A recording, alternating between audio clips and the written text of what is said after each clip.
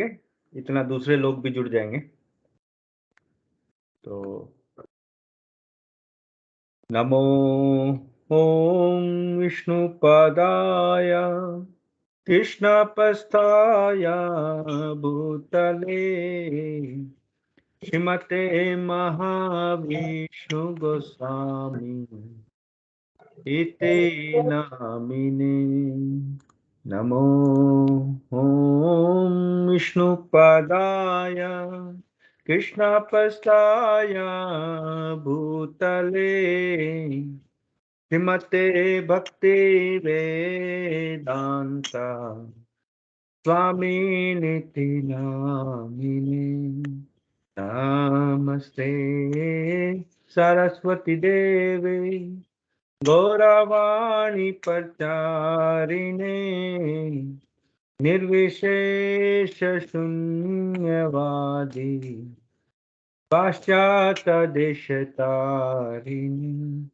जय श्री कृष्ण चैतन्य प्रभु नित्यानंद श्री अद्वैत गदाधर शिवसादि गौर भक्तवृंदा। हरे कृष्ण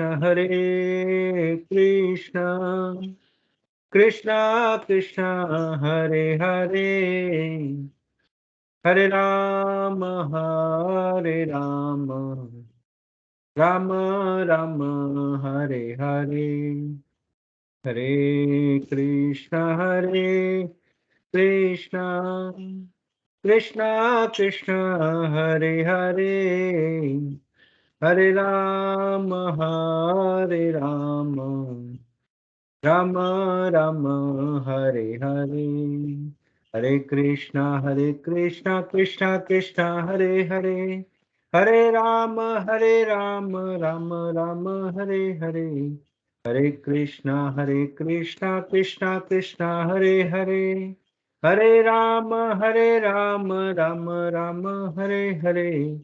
हरे कृष्णा कृष्णा कृष्णा हरे हरे, हरे राम राम राम हरे हरे। हरे कृष्णा कृष्णा कृष्णा हरे हरे, हरे राम राम राम हरे हरे। हरे कृष्णा कृष्णा कृष्णा हरे हरे, हरे राम राम राम हरे हरे। हरे कृष्णा कृष्णा कृष्णा हरे हरे, हरे राम राम राम हरे हरे। हरे कृष्णा कृष्णा कृष्णा हरे हरे, हरे राम राम राम हरे हरे। हरे कृष्णा कृष्णा कृष्णा हरे हरे, हरे राम राम राम हरे हरे। हरे कृष्णा कृष्णा हरे हरे, हरे राम राम राम हरे हरे। हरे कृष्णा कृष्णा हरे हरे, हरे राम राम राम हरे हरे। हरे कृष्णा कृष्णा हरे हरे, हरे राम राम राम हरे हरे। जय राधा गिरधारी श्री राधे। जय राधा कुंज बिहारी श्री राधे। जय राधा नील माधव श्री राधे। जय राधा दामोदर श्री राधे। जय राधे राधे जय श्री राधे। जय जगन्नाथ जय बलदेव जय सुभद्रा। जय प्रहलाद सिंह जय प्रहलाद सिंह नित्य गौर हरि बोल, हरि बोल, हरि बोल नित्य गौर हरि बोल। जय जय प्रभुपाद, प्रभुपाद प्रभुपाद जय जय प्रभुपाद जय जय गुरुदेव गुरुदेव महाविष्णु गोस्वामी गुरुदेव जय। ओम विष्णुपाद परमहंस परिव्राजकाचार्य अष्टोत्तर श्री श्रीमद् चरणारविंद भक्तिवेदांत स्वामी जगत गुरु श्रील प्रभुपाद की जय। ओम विष्णुपाद परमहंस परिव्राजकाचार्य अष्टोत्तर श्री श्रीमद् भक्तिवेदांत सरस्वती गोस्वामी महाराज ठाकुर श्रील प्रभुपाद की जय। प्रेम से कहो जय श्री कृष्ण चैतन्य प्रभु नित्यानंद श्री अद्वैत गदाधर शिवस आदि गौर भक्तवृंद की जय। षड गोस्वामी की जय। गुरु शिष्य परंपरा की जय। इस्कॉन फाउंडर आचार्य ऐसी भक्ति वेदांत स्वामी जगतगुरु श्रील प्रभुपाद की जय। शिला गुरुदेव महाष्टु गोसाई महाराज की जय। नमाचार्य शिला हरिदास ठाकुर की जय। नित्य गौर प्रेमानंदे हरि हरि बोल। नमो शुभदाय कृष्ण पुस्ताय भूतले श्रीमद महाष्टु गोस्वामी नामने। नमो शुभदाय कृष्ण पुस्ताय भूतले श्रीमद भक्ति वेदांत स्वामी नामने। नमस्ते सरस्वती देव गौरवाणी प्रचार जय शिला गुरुदेव की जय। शिला प्रभुपाद की जय। हरे कृष्णा प्रिय भक्तों, प्रिय मित्रों, आपका हरे कृष्णा वीकेंड हरियाणा के प्रोग्राम में स्वागत है। जैसा कि आप जानते हैं, ये प्रोग्राम हरे कृष्णा वीकेंड नामक संस्था, जो न्यूजीलैंड की संस्था है, उनके द्वारा आयोजित किए जाते हैं। और इस संस्था की जो स्थापना है वो 19 अप्रैल 2002 को श्रीमान अम्बरीश दास प्रभु जी और उनकी पत्नी श्रीमती पूर्ण प्रज्ञा देवी दासी माता जी और उनके सुपुत्र श्रीमान कृष्ण समर्पण कृष्णदास द्वारा उनके गुरुदेव परम पूज्य महाविष्णु गोसाई महाराज की आज्ञा पाकर किया था। और उनके ही मार्गदर्शन में और प्रशिक्षण में मैं ये प्रोग्राम कर पा रहा हूँ।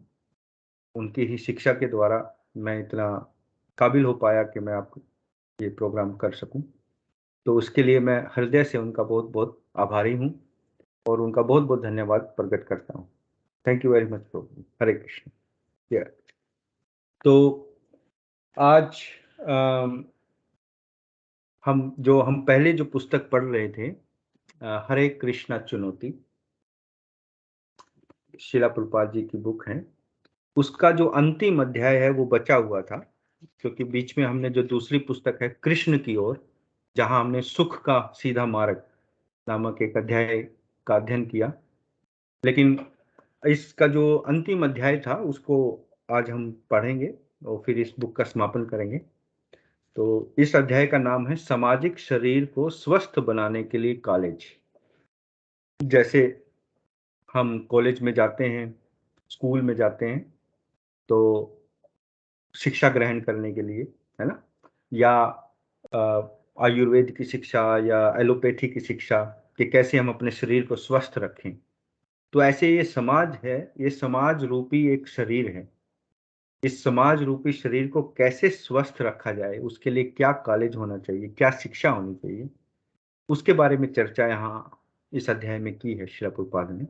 क्योंकि इस समाज को आजकल हम देख रहे हैं कि बहुत ही निकृष्ट स्थिति में समाज चला गया है।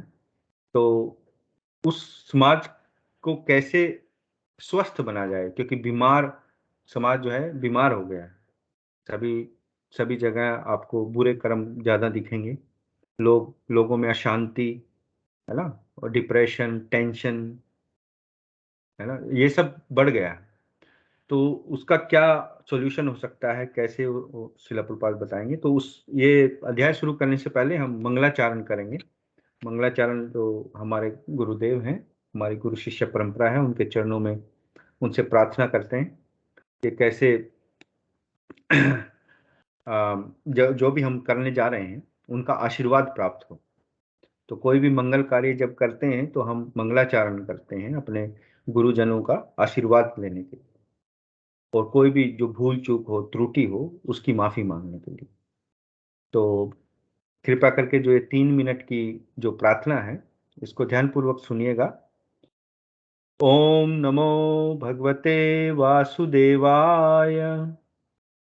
ओम नमो भगवते वासुदेवाय। ओम नमो भगवते वासुदेवाय। ओम अज्ञानं तिमिरन्धस्य ज्ञानञ्जनशलाकया चक्षुर्मृतं येन तस्मै श्रीगुरुवे नमः।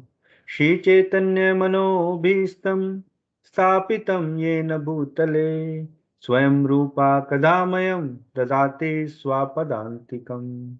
वन्देऽहं श्रीगुरो श्रीयुतापदकमलं श्रीगुरून् वैष्णवांश्च श्रीरूपं साग्रजातं सहगणा रघुनाथं वितं तं सजीवम् साद्वैतं सावधूतं परिजनसहितं कृष्णचैतन्यदेवम् श्रीराधा कृष्णपदान् सगणा ललिता श्रीविशाखान्वितांश्च। हे कृष्णा करुणा सिंधु दीनबंधु जगतपते गोपेशा गोपिका कांता राधा कांता नमोस्तुते।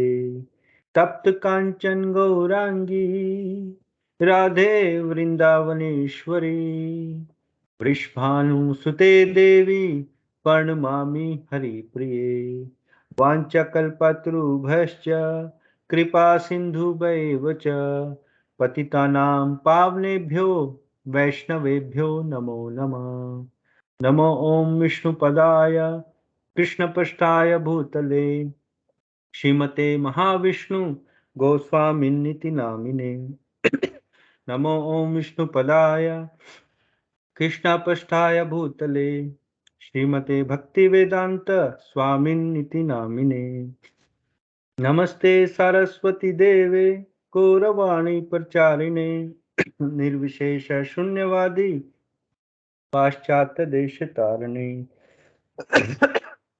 जय श्री कृष्ण चैतन्य प्रभु नित्यानंद श्री अद्वैता गदाधार श्रीवासादि गौर भक्त वृंद।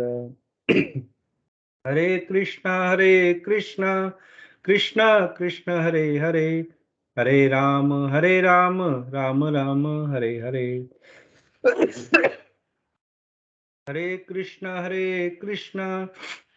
कृष्णा कृष्ण हरे हरे हरे राम राम राम हरे हरे। जय श्री प्रभुपाद की जय। श्री प्रभुपाद।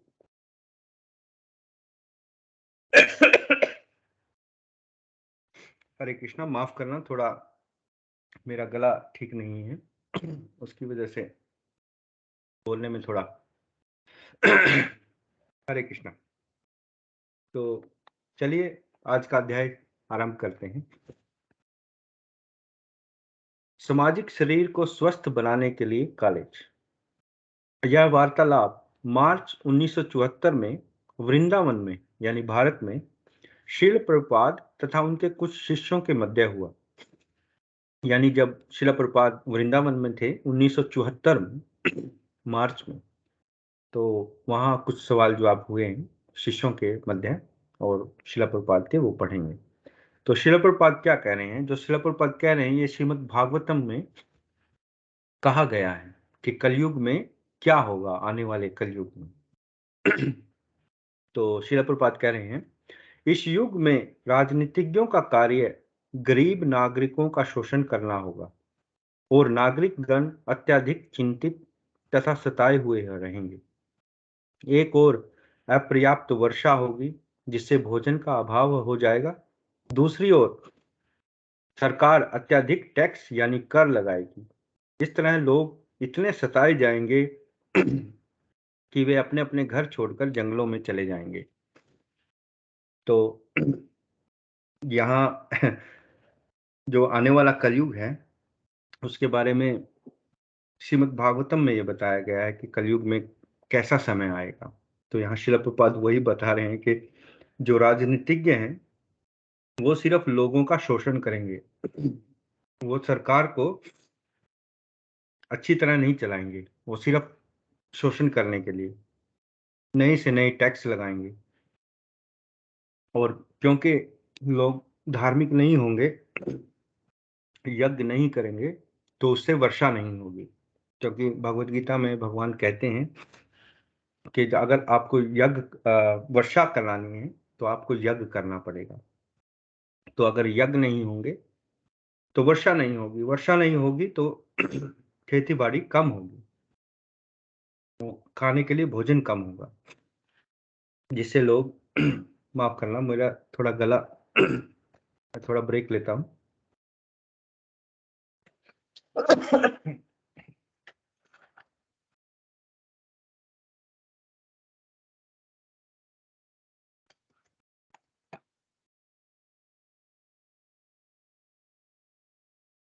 हरे कृष्ण। तो यहाँ शिला प्रपात यही बताने की कोशिश कर रहे हैं कि ऐसा आने वाला टाइम होगा। तो उनके जो शिष्य हैं उनका नाम है अत्रेय ऋषिदास। उन्होंने पूछा कि आजकल सरकार केवल धन वसूलती है और कुछ भी नहीं करती। शिला प्रपात, सरकार का कर्तव्य है यह देखना कि हर व्यक्ति अपनी क्षमता के अनुसार रोजगार पाए। बेरोजगारी नहीं रहनी चाहिए, यह समाज के लिए अति घातक स्थिति है। लेकिन सरकार ने लोगों को जमीन से निकालकर शहरों में ला पटका है। उसने यह विचार बनाया है कि जमीन पर अनेक लोगों के काम करने से क्या लाभ, इसकी बजाय हम पशुओं को मारकर खा सकते हैं। यह अति सरल है क्योंकि उसे कर्म के नियम की कोई परवाह नहीं, जिसके अनुसार पापों का फल अनिवार्य है। यदि हम गायों को खा सकते हैं तो फिर जमीन जोतने में इतना कष्ट क्यों उठाएं। यह सारे संसार में चल रहा है। तो यहाँ शिला प्रभुपाद कह रहे हैं कि जो नई सरकारें हैं, वैसे तो पाश्चात्य देश जो है अंग्रेजों के देश हैं, यहाँ तो कुछ सिद्धांत नहीं है, यहाँ तो सिर्फ खाओ पियो ऐश करो की जो नीति है वो अपनाई जाती है। तो यहाँ जो सरकार शिला प्रभुपाद बता रहे हैं कि जो सरकार हैं उन्होंने ऐसी नीतियां बनाई हैं कि बड़े बड़े कारखाने खोल दिए हैं ताकि जो किसान थे, जो गांव के लोग थे, वो आके शहर में आ गए। और शहर में अगर आप जाएं, दिल्ली जैसे शहर में आप देखें तो कितना बुरा हाल है। आप इतने प्रदूषण में, इतने सांस लेने में वहां दिक्कत होती है। और कितना मशक्कत है अपनी रोजी रोटी कमाने के लिए। इतनी महंगाई है, इतनी जनसंख्या है, छोटे छोटे से घरों में लोग रहते हैं। तो मतलब क्या स्थिति होगी। आप समझो कि अगर आप ऐसी स्थिति में रह रहे हैं तो क्या आप आध्यात्मिकता की ओर अग्रसर होंगे? कभी नहीं। क्योंकि आपका जो बेसिक अनिवार्य चीज है, रोटी कपड़ा और मकान, वो ही पूरा नहीं हो रहा, तो आप आध्यात्मिकता की ओर कैसे आपका ध्यान जाएगा। हाँ, कुछ अपवाद हो सकते हैं, मैं ये नहीं कह रहा हूं कि सभी ऐसे हैं। कुछ अपवाद हो सकते हैं, लेकिन अपवाद नियम नहीं होता। वो कोई बिरला एक आधा होगा कोई। तो इसलिए शिला प्रभुपाद ये समझाने की कोशिश कर रहे हैं यहाँ कि सॉरी, मेरे गले में काफी दिक्कत है बोलने में। तो यहाँ यही समझाने की कोशिश कर रहे हैं कि लोग गांव से शहर में चले गए हैं, जिससे वहां जीने में दिक्कत है उनको।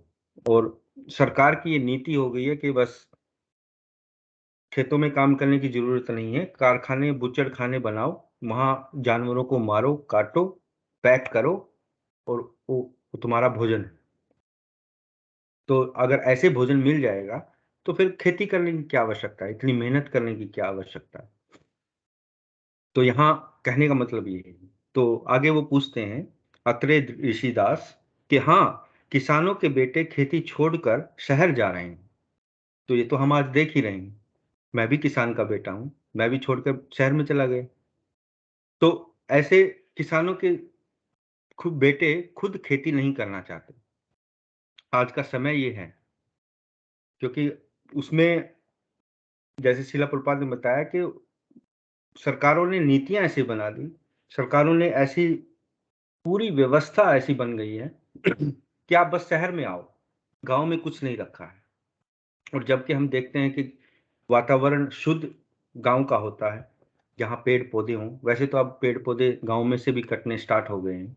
वहां भी बस खाली आपको दिखेगा खेत जहाँ कॉमर्शियल तरीके से खेती की जाती है। बस एक फसल मशीन से काटी और फिर दूसरी फसल मशीन, मतलब उसको भी आधुनिकीकरण के नाम पर खेती को भी हमने कारखाने की तरह बना दिया है, ताकि बस एक किस्म से उससे उपज लिया जाए अपने फायदे के लिए। हाँ, ये मैं नहीं कह रहा हूँ कि अपने फायदे के लिए नहीं उगाना चाहिए, क्योंकि हाँ, किसानों का काम है, वो उनका रोजगार है। लेकिन जो मूल भावना थी किसानी की, वो लुप्त हो गई है, वो चली गई है, और वो हम देख भी रहे हैं आजकल। तो शिला प्रभुपाद जी कहते हैं कि हाँ, इस टॉपलेस और बॉटमलेस की बेहूदगी को जानते हो। अब आपको पता होगा टॉपलेस और बॉटमलेस क्या होता है। जैसे आजकल लड़कियां पहनती हैं टॉप, और कुछ तो बिल्कुल टॉपलेस होती हैं, ऐसे ही बॉटमलेस नीचे स्कर्ट वगैरह कुछ जो भी है। तो शिला प्रभुपाद बोल रहे हैं कि क्या इसको आप जानते हो क्या है ये? तो जो नेता हैं, नेतागण इसे चाहते हैं।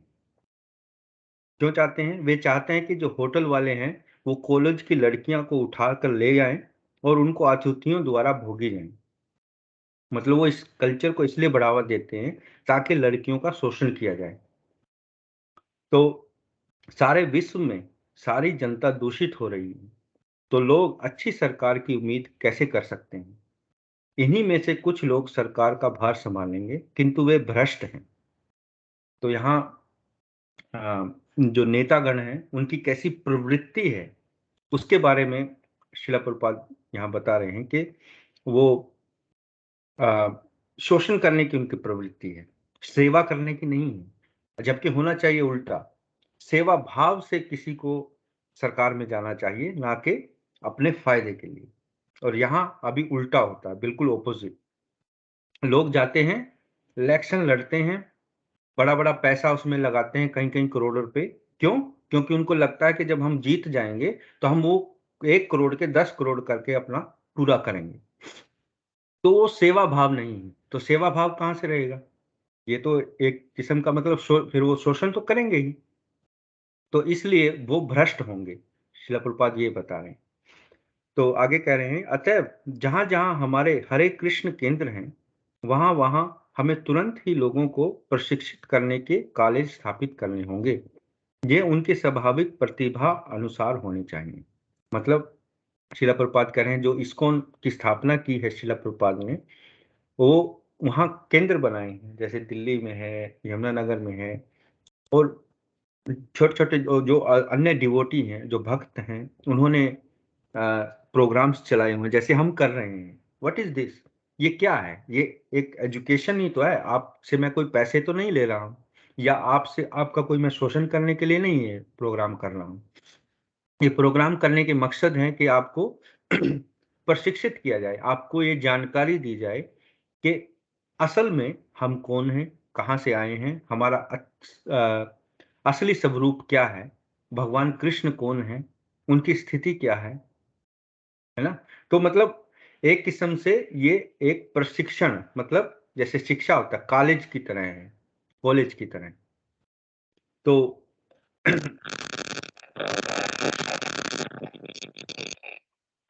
हाँ, तो आगे कह रहे हैं शिला प्रभुपाद, ये उनकी स्वाभाविक प्रतिभा के अनुसार होना चाहिए, बौद्धिक, प्रशासनिक, उत्पादक तथा क्षमशील। और हम जिन आध्यात्मिक कार्यों को बताएंगे, उन्हें संपन्न करके, हरे कृष्ण मंत्र का कीर्तन करके, भगवत गीता से आत्म साक्षात्कार के विज्ञान को सुनकर, और हर कार्य को कृष्ण की को अर्पित करके, वे आध्यात्मिक जागरूकता तक ऊंचे उठ सकेंगे। तब हर व्यक्ति का जीवन भक्ति में बन सकेगा। तो यहाँ इस पैराग्राफ में शिला प्रभुपाद बता रहे हैं कि हमें जागृत करना है लोगों को कि हर कार्य भगवान को समर्पित करके किया जाए, ताकि भगवान कृष्ण में उनकी श्रद्धा बढ़े, भगवत गीता को वो पढ़ें और अपने जीवन में उतारें, जिससे उनको उनकी में अंदर जागरूकता बढ़ेगी। तो ये जागरूकता लाने के लिए ये प्रोग्राम बहुत जरूरी है। जैसे हम कॉलेज में जाते हैं, कॉलेज में हम पढ़ाई करते हैं ना, तो ऐसे ही ये पढ़ाई के लिए है। तो आगे शिला प्रभुपाद बता रहे हैं, साथ ही व्यवहारिक मामलों के लिए हमें विभिन्न सामाजिक विभागों को संगठित करने और प्रशिक्षित करने की आवश्यकता पड़ेगी, क्योंकि लोग विभिन्न प्रकार के मस्तिष्क वाले होंगे, जिनकी बुद्धि, मतलब अब इस समाज में जैसे ये मेरे हाथ में 5 उंगलियां हैं, ये एक बराबर है क्या? नहीं है ना। कोई छोटी अंगूठा छोटा है, ये उससे बड़ा है, ये सबसे बड़ी उंगली है, फिर उससे छोटी, फिर उससे छोटी। ऐसे ही समाज में अलग अलग मस्तिष्क वाले व्यक्ति हैं, मतलब जिनकी बुद्धि अलग अलग है। कोई ज्यादा बुद्धिमान है, कोई कम बुद्धिमान है। अब मुझे आ, घड़ा नहीं बनाना आता, कुम्हार को आता है। तो इसमें मतलब उसकी ये प्रतिभा है। मेरी प्रतिभा कुछ और है, यशपाल जी की प्रतिभा कुछ और है, डोली की प्रतिभा कुछ और है, गायत्री की प्रतिभा कुछ और है, अशोक जी मिस्त्री हैं, वो घर बना सकते हैं, उनकी प्रतिभा कुछ और है। मांगेराम जी हैं, उनकी प्रतिभा अलग है, वो मैनेज कर सकते हैं, वो जाते हैं इधर उधर, मतलब लोगों को बातचीत कर सकते हैं। तो ऐसे हर एक व्यक्ति के अंदर अपनी अपनी प्रतिभा होती है।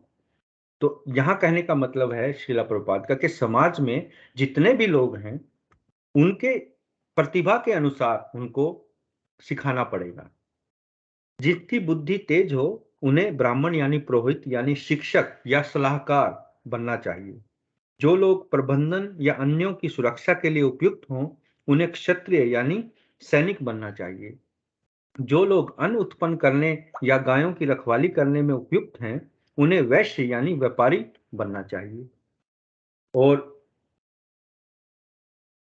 जो अन्यों की सहायता कर सकें या शिल्प या उद्यम यानी परिश्रम कर सकें, उन्हें शूद्र यानी श्रमिक बनना चाहिए। अब आजकल तो क्या हो गया, शूद्र अगर किसी को कहें तो समझो एक गाली है। शूद्र का मतलब होता है श्रमिक, श्रम करने वाला, है ना। अब लेकिन सारे समाज में तो सभी लोग एक तरह के नहीं होते ना, जैसे अभी बताया। तो कुछ लोगों की प्रवृत्ति होती है कि वो किताबें ज्यादा पढ़ सकते हैं, है ना, वो सलाह दे सकते हैं, वो थोड़े मस्तिष्क का काम ज्यादा लेते हैं। कुछ लोग होते कहते हैं मेरे से दिमाग का काम नहीं होता, मेरे से तो हाथ का काम होता है। आई कैन डू वर्क, मैं काम कर सकता हूँ अपने शरीर से। सॉरी। तो उनको वैसा काम दिया जाना चाहिए। ऐसे ही कई लोगों में होता है कि मैं अपने देश पर मर मिटूं, मैं अपने देश की रक्षा करूं। ऐसा नहीं कि अन्य लोग देश की सेवा नहीं कर रहे हैं, लेकिन उनकी प्रवृत्ति ये होती है कि मैं कुछ वो करूं, तो वो उनको सेना में जाना चाहिए। तो ऐसे ही कुछ लोग हैं जो गायों को पालना चाहते हैं, गायों की रक्षा करना चाहते हैं, वो फसलें उगाना चाहते हैं, वो वेस्ट कैटेगरी में आते हैं, वो किसान कैटेगरी में आते हैं। ये एक नेचुरल होता है। अब जैसे मैंने बताया पहले कि जो किसान का जो बेटा है, वो किसानी नहीं करना चाहता, और ठीक है। लेकिन अगर उसके और भी बेटे हैं, कोई एक बेटा अगर किसानी करना चाहता है, तो उसको बुरा नहीं, हमें नीचा नहीं देखना चाहिए कि हाँ जी ये तो पीछे रह गया, ये तो पिछड़ गया, ये तो बस किसानी कर रहा है। नहीं, किसानी करना भी एक काम है जिसको करना पड़ेगा लोगों को। सभी किसानी नहीं छोड़ सकते, या सभी सैनिक में नहीं भर्ती हो सकते, या सभी के सभी दिमाग वाला काम नहीं कर सकते। तो इस तरह है, मतलब समाज, ये जो चार तरह के जो वर्ण हैं, ये हमने नहीं बनाए। कोई कहे ना कि ये मनु स्मृति में लिखा हुआ है, मनु ने ये बनाए, नहीं, ये भगवान ने बनाए, ये भगवत गीता में है, चौथे अध्याय में। चतुर्वर्णा मया सृष्टम, भगवान कहते हैं चतुर्वर्णा, ये चार वर्ण जो है मया सृष्टम, मैंने बनाए। तो यहाँ भगवान कह रहे हैं कि ये चार वर्ण मैंने बनाए हैं। और कोई इन वर्णों को नहीं माने तो कोई बात नहीं। अब यहाँ अंग्रेजों के देश में, जैसे अभी मैं ऑस्ट्रेलिया में हूँ, तो यहाँ ऑस्ट्रेलिया में लोगों में यहाँ थोड़ी है कि कोई पंडित है या कोई किसान है या कोई जाति नहीं है यहाँ। लेकिन प्रोफेशन है। प्रोफेशन मतलब उनकी जॉब है।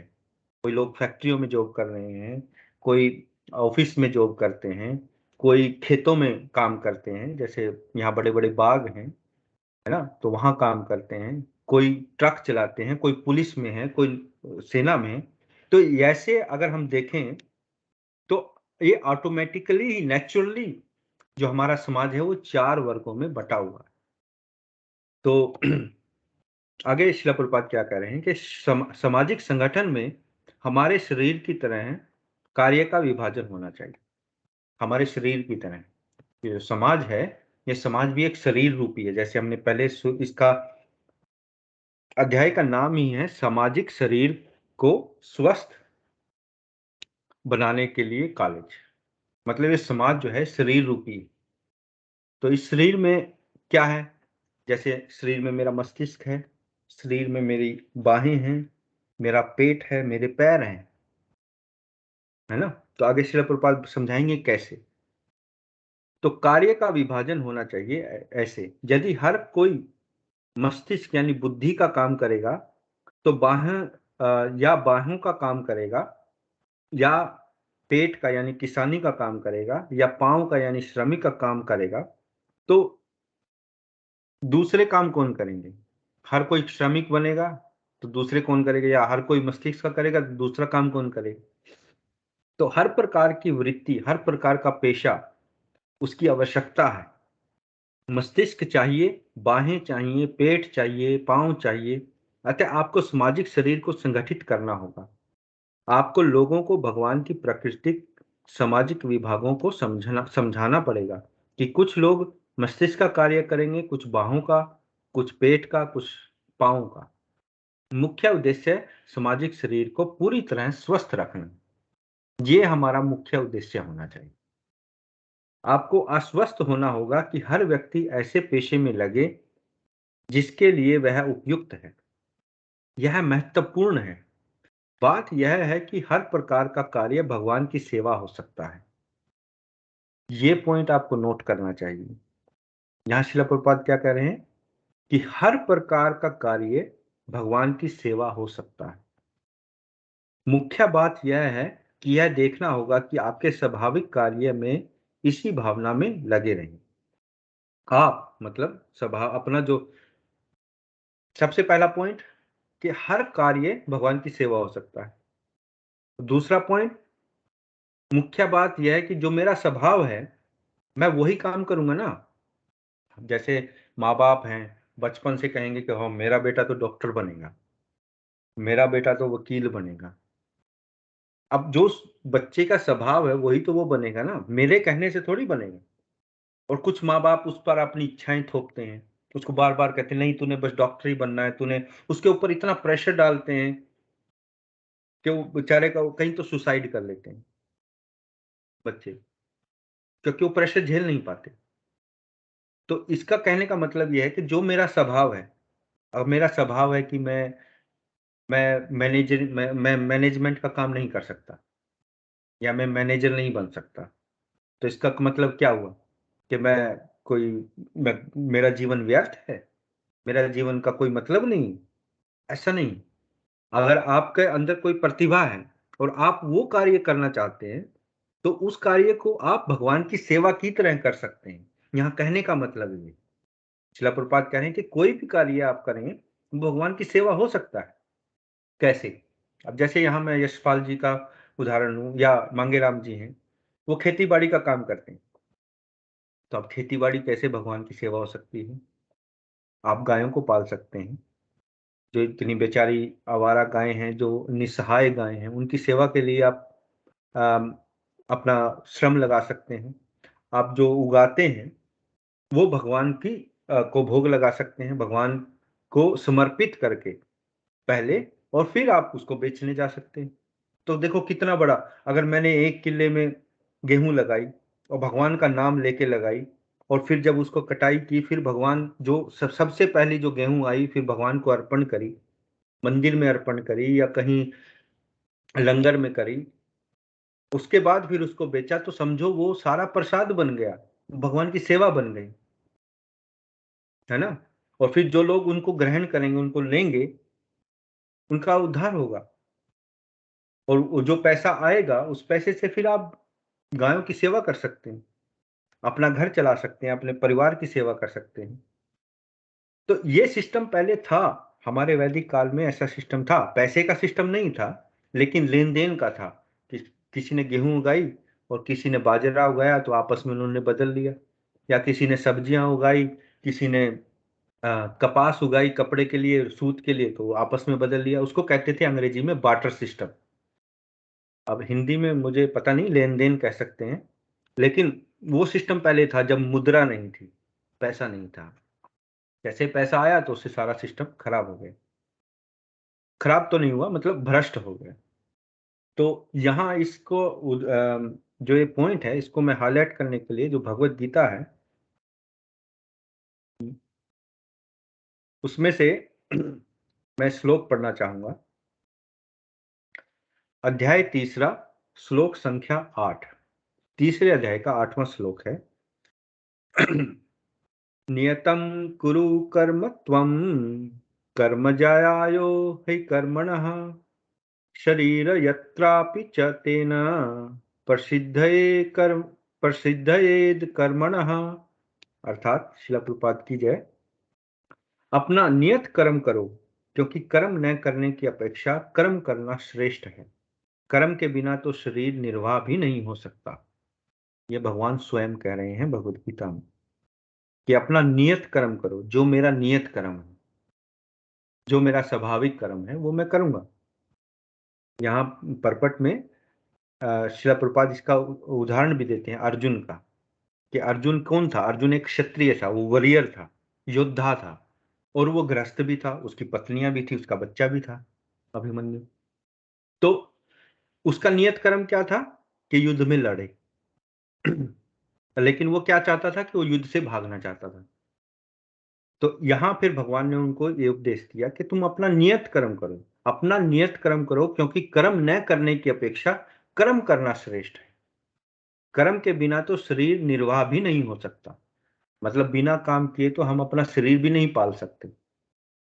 तो यहाँ भगवान यही बता रहे हैं अर्जुन को, अर्जुन के द्वारा हम सबको, कि हमें यह नहीं समझना चाहिए कि हम किसी के ऊपर आश्रित होकर सारी उम्र उसका शोषण करके या किसी का शोषण करके हम अपना पेट पालेंगे या अपना निर्वाह करेंगे। नहीं, हमें अपना कर्म करना चाहिए। और वो कर्म कैसा हो, अगले श्लोक में भगवान बता रहे हैं। श्लोक संख्या 9। यज्ञार्थ कर्मणो अन्यत्र लोको अयं कर्म बंधनः तदर्थम कर्म कौन्तेय मुक्त संघ समाचरः। अर्थात श्री विष्णु के लिए यज्ञ रूप में कर्म करना चाहिए, अन्यथा कर्म के द्वारा इस भौतिक जगत में बंधन उत्पन्न होता है। अतः हे कुंती पुत्र, उनकी प्रसन्नता के लिए अपने नियत कर्म करो। इस तरह तुम बंधन से सदा मुक्त रहोगे। तो पहले श्लोक में बताया कि कर्म तो करना ही पड़ेगा। अब मतलब अपने शरीर को पालने के लिए भी कर्म करना पड़ेगा। तो फिर कर्म कैसा हो? श्री विष्णु को समर्पित, श्री विष्णु के लिए यज्ञ रूप में कर्म करें। जब हम यज्ञ कहते हैं तो हमारे दिमाग में आता है कि पंडित जी आएंगे, बीच में आग जलाएंगे, फिर उसमें घी की आहुति स्वाहा स्वाहा ऐसे करेंगे तो वो यज्ञ है। हाँ, वो भी यज्ञ है, मैं ये नहीं कह रहा कि वो नहीं है। वो हमारे वेदों में दिया गया है, कर्म कांड सेक्शन में उसका उल्लेख है, यज्ञ। लेकिन यज्ञ का अर्थ अंग्रेजी में कहते हैं सेक्रीफाइस, है ना। सेक्रीफाइस का मतलब बलिदान भी होता है। मतलब यज्ञ, यज्ञ का मतलब जो चीज भगवान को समर्पित कर दी उसको यज्ञ कहते हैं। तो यहाँ भगवान कह रहे हैं कि श्री विष्णु के लिए यज्ञ रूप में कर्म करना चाहिए। हमें जो कर्म करना चाहिए वो यज्ञ रूप में करना चाहिए, भगवान को अर्पित करके। मैं इसका परपट पढ़ता हूं जो शिला प्रभुपाद ने थोड़ा और समझाया है। तात्पर्य, क्योंकि मनुष्य को शरीर के निर्वाह के लिए कर्म करना होता है, अतः विशिष्ट सामाजिक स्थिति तथा गुण को ध्यान में रखकर नियत कर्म इस तरह बनाए गए हैं कि उस उद्देश्य की पूर्ति हो सके। यज्ञ का अर्थ भगवान विष्णु है। सारे यज्ञ भगवान विष्णु की प्रसन्नता के लिए हैं। वेदों का आदेश है यज्ञो यज्ञो व विष्णु। दूसरे शब्दों में, चाहे कोई निर्दिष्ट यज्ञ संपन्न करें या प्रत्यक्ष रूप से भगवान विष्णु की सेवा करें, दोनों का एक ही प्रयोजन सिद्ध होता है। अतः जैसा कि इस श्लोक में संस्तुत किया गया है, कृष्ण भावनामृत यज्ञ ही है। वर्णाश्रम धर्म का भी उद्देश्य भगवान विष्णु को प्रसन्न करना है। वर्णाश्रम चरावत पुरुषेण परः पुमान् विष्णु आराधयते, विष्णु पुराण में ये कहा गया है। तो पहले तो आप समझिए कि वर्णाश्रम क्या है।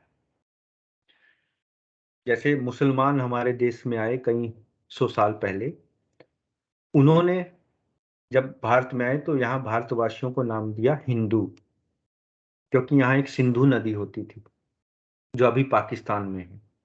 उस सिंधु नदी सा को वो हा बोलते थे अरबी में, तो उन्होंने हिंदू बोला, तो यहाँ का नाम पड़ गया हिंदू। लेकिन हमारा जो असली धर्म है इस जगह का, या पूरे संसार के जितने भी जीव हैं, उनको बोला बोला जाता है सनातन धर्म, है ना। सनातन धर्म, सनातन का मतलब सदा सदा के लिए, जिसका ना कोई आदि है, जिसका ना अंत है। सनातन धर्म ऐसी क्या चीज है? अब शरीर का तो आदि भी है, अंत भी है। शरीर पैदा भी हुआ, मरेगा भी। तो शरीर का तो हो नहीं सकता वो धर्म, सनातन धर्म। वो सनातन धर्म है आत्मा का, क्योंकि आत्मा ही एक ऐसी चीज है जो सनातन है, जिसका ना अंत है ना आदि। तो इसलिए सनातन धर्म उस टाइम, ये सारे जगत में वैदिक काल में सनातन धर्म था। और उस सनातन धर्म का जो समाज में जो रूप था, वो वर्णाश्रम उसको बोलते थे, वर्ण आश्रम। जैसे वर्ण का हमने चर्चा की, 4 प्रकार के वर्ण। कौन से? ब्राह्मण, क्षत्रिय, वैश्य और शूद्र। और आश्रम कौन से? 4 ही आश्रम: ब्रह्मचारी आश्रम, गृहस्थ आश्रम, वानप्रस्थ आश्रम और संन्यास आश्रम। पहले 25 साल ब्रह्मचारी आश्रम, फिर 25 से 50 साल गृहस्थ आश्रम, फिर 50 से 75 साल वानप्रस्थ आश्रम, और 75 से 100 साल संन्यास आश्रम। ऐसे विभाजन किया हुआ था, जिससे सारी जो व्यवस्था थी वो सुचारू रूप से चल रही थी। क्योंकि इन सभी वर्णों का, वर्णों मतलब इस सभी समाज में जितने भी वर्ण हैं, सभी लोगों का एक ही ध्येय था, भगवान विष्णु का यज्ञ। कोई भी वो कार्य करते थे वो भगवान को समर्पित करते थे। चाहे कोई श्रमिक था, कोई सैनिक था, कोई ब्राह्मण था, कोई किसान था, सब। लेकिन जैसे ही ये औद्योगिक क्रांति आई, समाज से व्यवस्था भंग हुई, अब तो है नहीं वर्ण व्यवस्था। क्योंकि जो हम अभी आज के जमाने में जो जात पात देखते हैं, वो वर्ण व्यवस्था नहीं है। वो इसका क्या कहते हैं उसको, विकृत रूप है। विकृत जाति प्रथा का कहीं भी विवरण भगवत गीता में नहीं, वेदों में नहीं। वर्ण व्यवस्था का विवरण है, जो भगवान ने खुद कहा है कि मैंने बनाई। तो ये समझो कि जात नहीं है भगवान ने बनाई, वर्ण बनाए। और कोई भी अपने स्वभाव से किसी भी वर्ण का हो सकता है। अगर आपका स्वभाव है क्षत्रिय का, कि हाँ मुझे जाना है, लड़ना है, मैंने देश की रक्षा करनी है, तो आप क्षत्रिय वर्ण के हैं। जात से कोई लेना देना नहीं। अगर आपका स्वभाव है कि हाँ मुझे वेदों का अध्ययन करना है, मुझे भगवत गीता अध्ययन करना है, मुझे मैं लोगों को मैं प्रचार कर सकता हूं, मैं, तो आपका ब्राह्मण वर्ण का स्वभाव है। ऐसे ही अगर आपको अच्छा लगता है गायों के पास, गायों को पालना, गायों की सेवा करना, और अनाज उगाना, तो आप, या अनाज को उगा के बेचना, तो आप वैश्य समाज से के वर्ण के हैं, उस स्वभाव से हैं। अपना स्वभाव जानना बहुत जरूरी है। और फिर अगर आपको सिर्फ ये लगता है कि बस मुझे काम करना है और मैं तो काम कर सकता हूँ, बस मैं और कुछ प्लानिंग नहीं कर सकता, मैं मैनेजमेंट नहीं कर सकता, मैं कुछ नहीं कर सकता, तो आप श्रमिक वर्ण से हैं, यानी शूद्र वर्ण से हैं। तो यहाँ मतलब इसको समझना इतना आसान भी नहीं है। जैसे जैसे हम थोड़ा सा आगे बढ़ेंगे और थोड़ा सा आध्यात्मिक पाथ पर चलेंगे, तो हमें थोड़ा पता लगेगा कि हमारा स्वभाव क्या है, और उस स्वभाव के अनुरूप हम कर्म करेंगे और वो भगवान को अर्पण करेंगे। तो आगे श्रील प्रभुपाद बता रहे हैं कि अतः भगवान विष्णु की प्रसन्नता के लिए कर्म करना चाहिए। इस जगत में किया जाने वाला अन्य कोई कर्म बंधन का कारण होगा, क्योंकि अच्छे तथा बुरे कर्मों के फल होते हैं, और कोई भी फल कर्म करने वाले को बांध लेता है। ये भी एक सत्य है जो हमें समझना चाहिए, है ना। कोई ये कहे ना अच्छे अच्छे कर्म करने चाहिए, हमें अच्छा अच्छा करना चाहिए। हाँ करना चाहिए, नो डाउट। कम से कम बुरे कर्म से तो ठीक है, लेकिन वो अच्छा कर्म भी हमें बांधता है। कैसे बांधता है? क्योंकि उसका फल लेने के लिए हमें दोबारा जन्म लेना पड़ता है। चाहे हमें देवता के रूप में जन्म लेना पड़े, या यहीं संसार में आके किसी अमीर व्यक्ति या किसी अच्छे कुल में जन्म मिले, है ना। तो जो अच्छा कर्म है वो भी बांधता है, जो बुरा कर्म है वो भी बांधता है। यह कहने का मतलब ये है। तो इसलिए अतः कृष्ण यानी विष्णु को प्रसन्न करने के लिए कृष्ण भावना भवित होना हो, और जब कोई ऐसा कर्म करता है तो वह मुक्त दशा को प्राप्त रहता है। यही महान कर्म कौशल है, और प्रारंभ में इस विधि में अत्यंत कुशल मार्गदर्शन की आवश्यकता होती है। मतलब हमें वो कर्म करना चाहिए जो हमें ना बांधे। वो कर्म कौन सा है? भगवान की सेवा। और कैसे वो होगी? कि हम कोई भी कर्म करें उसको भगवान को अर्पित करें, बस दैट्स इट, इतना सा काम। चाहे हम खाना बना रहे हैं वो भी भगवान को अर्पित कर रहे हैं पहले। और ये तो नहीं है कि हम झूठा मूठा वह कैसा ही बनाएंगे, नहीं, नहा धोकर ही बनाएंगे।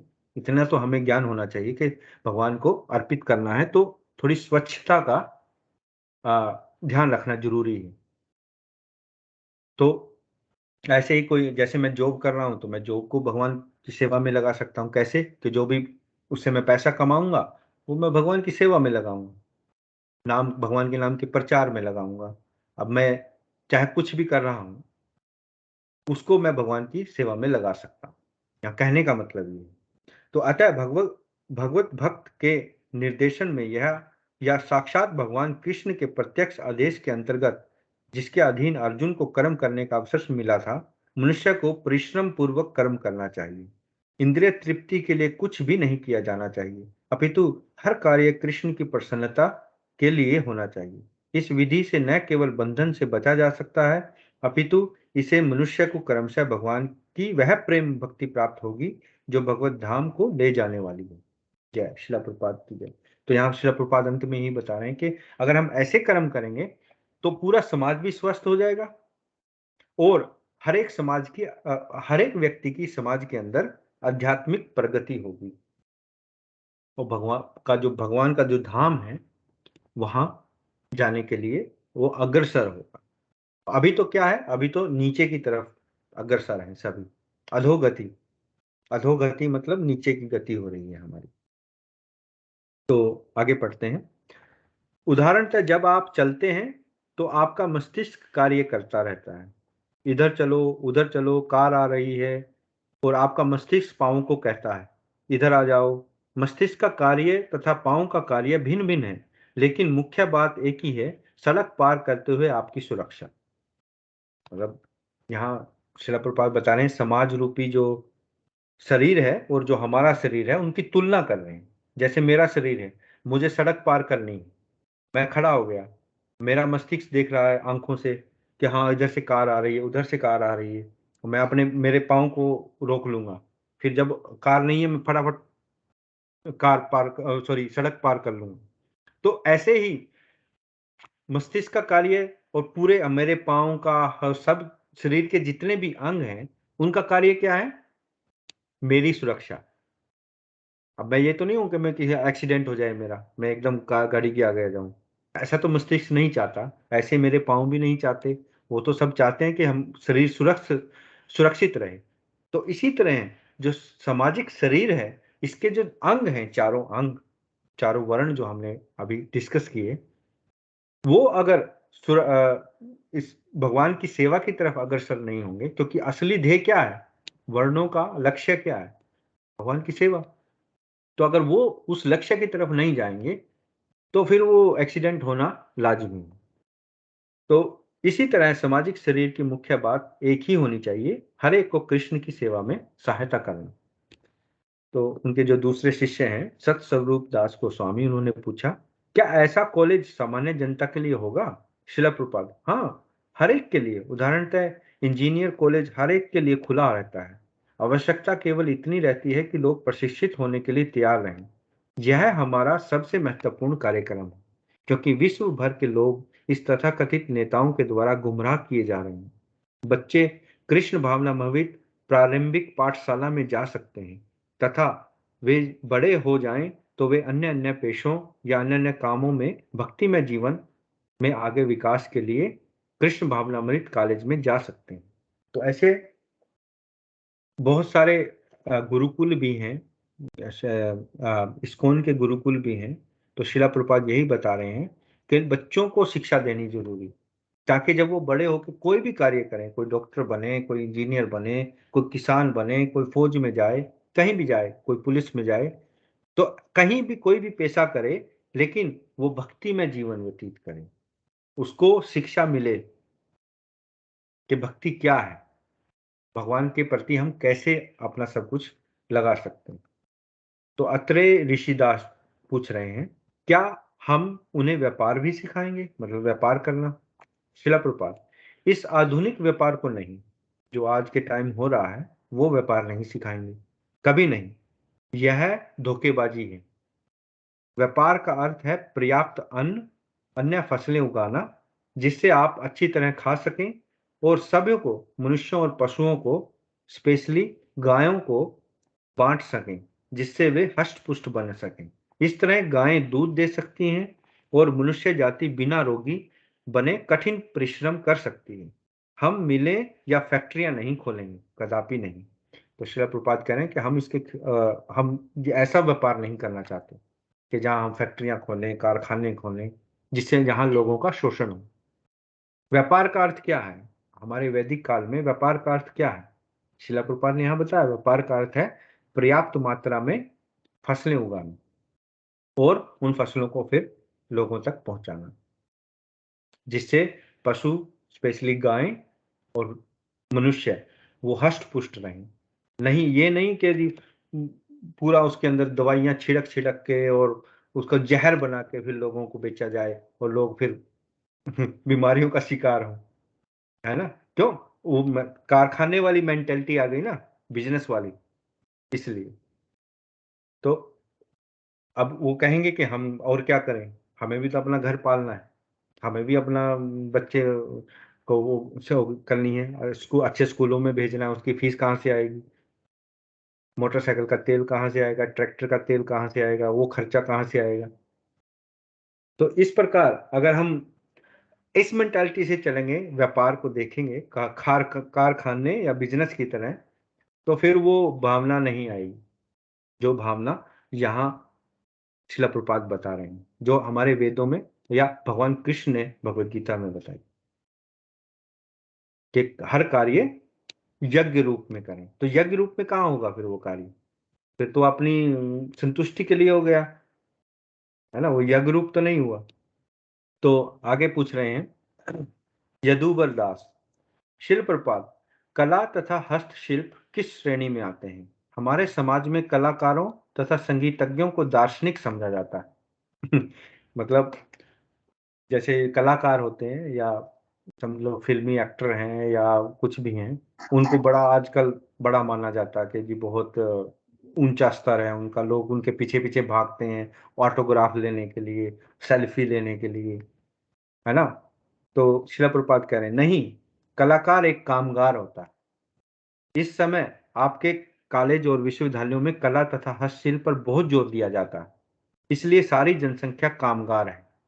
कोई असली दार्शनिक नहीं, कोई ज्ञान नहीं, यही कठिनाई है। हर व्यक्ति अधिक वेतन पाने के लिए ललायित है। वे तथाकथित प्रौद्योगिक यानी कि टेक्नोलॉजी या वैज्ञानिक शिक्षा प्राप्त करते हैं और फैक्ट्री में काम करने में उनका समापन हो जाता है। निस्संदेह वे खेत में फसलें उत्पन्न करने के लिए काम नहीं कर सकते। ऐसे लोग दार्शनिक नहीं हैं।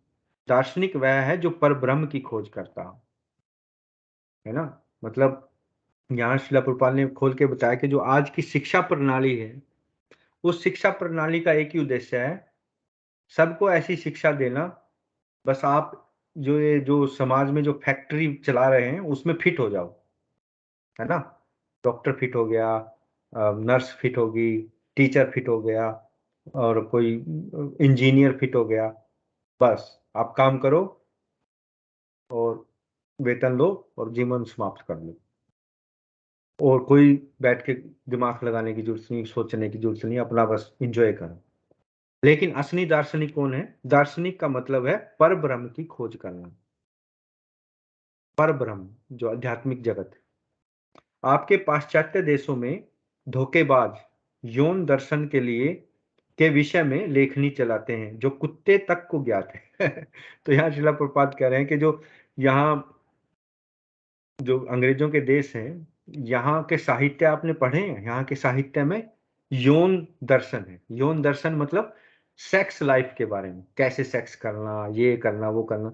ये तो कुत्ते को भी पता है, शिला प्रभुपाद बोल रहे हैं। मतलब इसमें स्किल क्या है? इसमें तो कोई हुनर तो नहीं है ना। ये तो हर एक योनि में हर एक पशु को पता है कैसे बच्चे पैदा करने हैं। इसमें विशेषता क्या है? इसमें तो कोई विशेषता नहीं है। इस तरह के दर्शन की प्रशंसता धोखा जो धोखेबाज हैं वही करते हैं, हम कभी नहीं कर सकते। जो पर ब्रह्म की खोज करता है वह दार्शनिक है। यह धोखेबाज फ्रायड, जो मैं बता रहा हूं, एक दार्शनिक है, उसका नाम है फ्रायड, जो अमेरिका का है। फ्रायड जो है वो जो विस्तार से यह बताता है कि संभोग कैसे करना है। पाश्चात्य देशों में सभी लोग निम्न श्रेणी के बन चुके हैं और फ्रायड उनका दार्शनिक बन गया है। जंगल में सियार भी राजा बन जाता है बस। मतलब जंगल में जो गिद्दड़ होता है ना, वो भी अपने आप को राजा समझता है अगर शेर चला जाए। तो वही हाल हो रहा है।